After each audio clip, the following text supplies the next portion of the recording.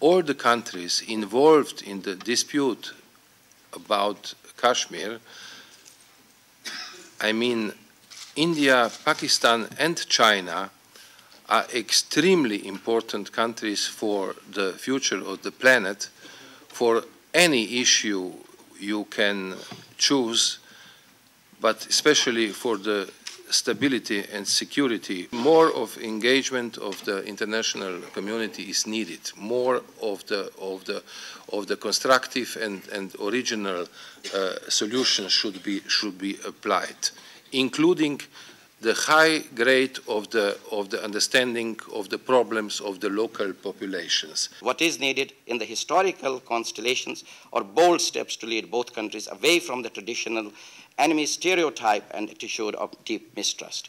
What needs to be achieved as a short and medium term measures, and which is likely to improve the confidence, are the opening of the borders along the CFL must not consist of sporadic events only.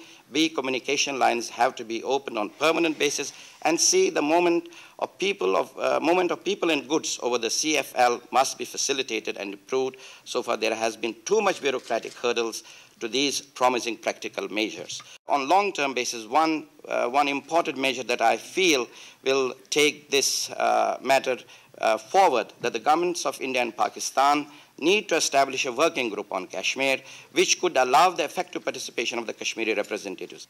Kashmir Valley today presents a look of a curfew chamber. Massive human rights violations are a routine there. Kashmiri's leaders are not allowed outside travel. The humanitarian situation in Al Kashmir has reached a point that warrants immediate food aid.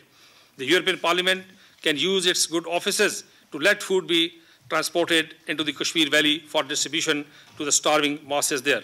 The International Red Cross Committee can play an urgent humanitarian assisting role. On this occasion, I would appeal for immediate food aid action. The history of Pakistan-India relations has not been a very glorious one, mainly because of the Jammu and Kashmir dispute. However, there is a realization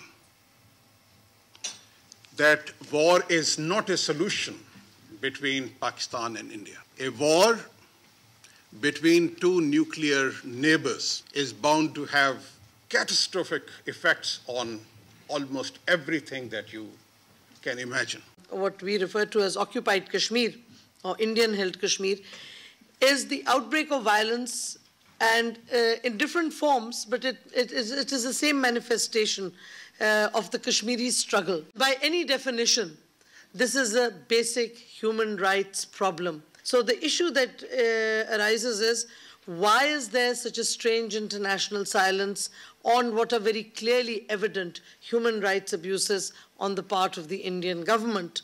India was the complainant before the Security Council against Pakistani aggression.